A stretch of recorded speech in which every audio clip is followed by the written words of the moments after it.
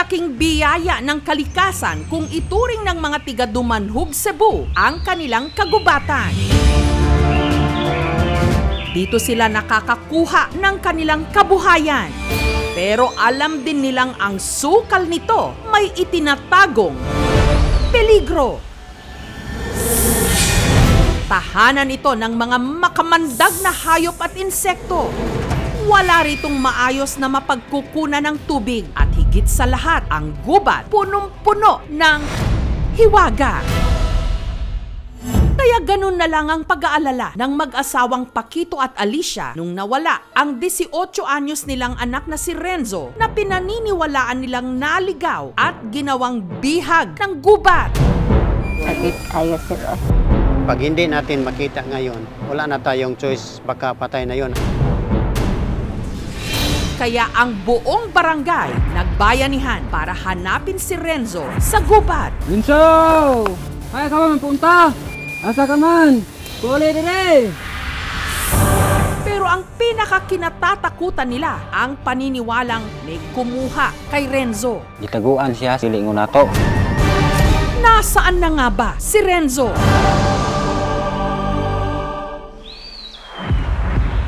February 8. Nung umalis ang mag-asawang Paquito at Alicia para magsaka at mag-uling sa gubat, naiwan sa kanilang bahay ang panganay na si Rowena, 3 pa nilang maliliit na kapatid at si Renzo. Pero pag-uwi kinahapunan ni Paquito, Wala naman siya dire. Taan ako niuwi ng magulang ni Renzo. Kuday, asa man si Renzo? Tiyara ko sa sulod sa balay na si Renzo diara sa lawas. Paglantaw ko niya, nawala naman siya. hindi naman daw ugali ni Renzo na umalis ng walang paalam. Ari naman sa palibot kung balik ko kung baon maglingkod di sa motobag pero mauli agad siya. Di akong gisang gisampit. Renzo! Ay ka man!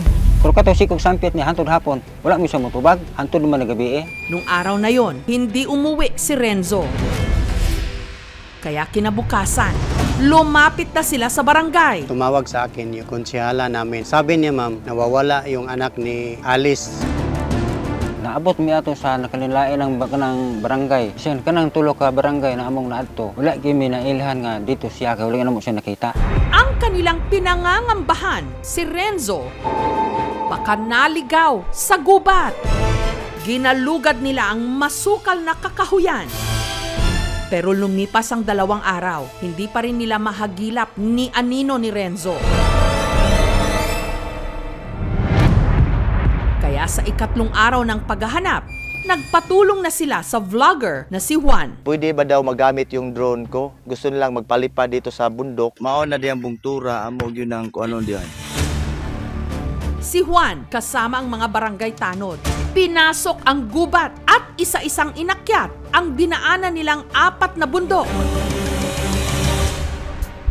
Pagdating sa tuktok, pinalipad ni Juan ang drone sa pag-asang makikita si Renzo mula sa ere o kahit na anong bakas nito. Ang nalakad namin 30 kilometers lahat.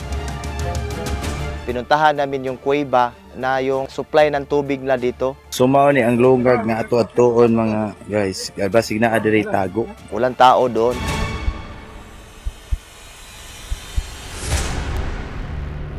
Pagsapit ng ika-4 na araw, Wala ta ka kuag diin po siyang kuan na po natulong. Kuan lang yun may ato ba? Nagaguo lang yun may di may ganahang matulog.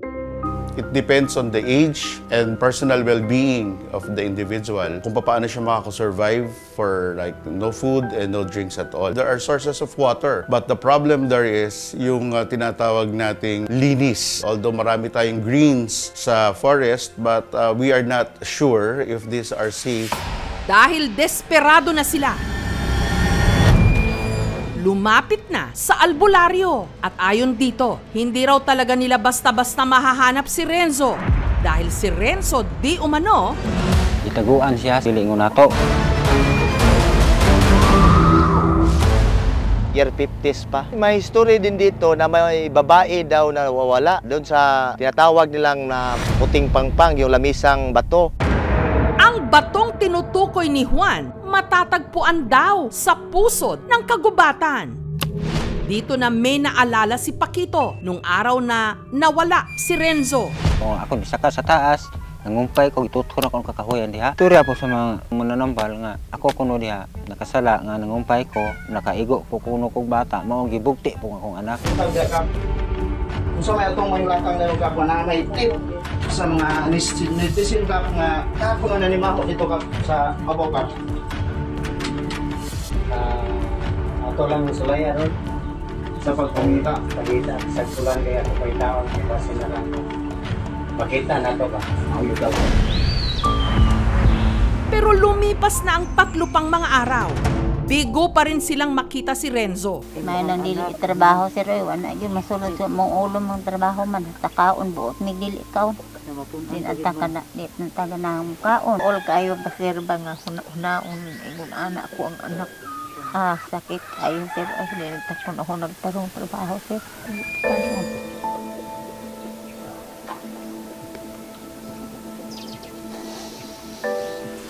Pag hindi natin makita ngayon, wala na tayong choice, baka patay na yon. Ang kinakapitan na lang ni Napakito ang sinabi ng albularyo na si Renzo mahahanap sa ika-9 na araw mula nung ito'y nawala. Sa kawalo ka magiadto, mao pod iyang kuan sa kong bata, ang gikuan sa dili ingon nato. Ko nya noy buhi pa ba kong anak sa kinidong ug buhi pa ni wala pa tiya ug mapuuli ni siya. February 17, ika-9 na araw ng pagkawala ni Renzo. Habang naglalakad sa kalsada na 1 kilometro ang layo mula sa bahay ni Napakito, ang kapitbahay nilang si Carmelita may nakitang pamilyar na mukha. Si Renzo. Naglingko sa dalan. Nuktok, nagluya si ma'am. Kay walay kaon. Kung gidala na ko sa silingan mo, gipakaon si Renzo. 9 days. Buhi, praise the Lord. Hallelujah. Kung siyang kihilig, doon na siya dakong samad sa ulo. Doon na siya mga kuan di siyang lawas, murag mga agig paso, siyang tiil. Doon siyang kamot po, doon yung mga samad. Natungha yung among anak nga buhi kuan sa mo ang gihuna-huna ba murag na luag-luag. Ano ang nangyari kay Renzo? Saan ba siya napunta? Paano siya nabuhay sa loob ng 9 na araw na pagkawala? At meron ba talaga sa kanyang kumuha? Gitaguan siya, dili ingon nato. Akong gipangutan na siya di ang kagikan dong. Isa lang ang makasasagot nito, si Renzo mismo. Ang misteryo sa likod ng pagkawala ni Renzo. Susubukan nating alamin ang katotohanan mula mismo kay Renzo. Saan ka ulit dinala noong nakaraang nawala ka? Sa aming pagbabalik. 18 anyos na binata mula Dumanhog, Cebu. 9 na araw na nawala. Gitaguan siya, dili ingon nato.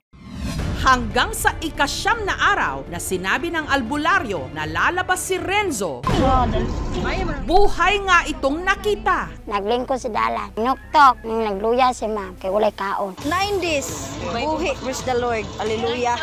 Ako siyang kihilig, doon na siya dakong samad sa ulo. Doon na siya mga kuan di siyang lawas, murag mga agig paso, siyang tiil. Doon siyang kamot po, doon yung mga samad.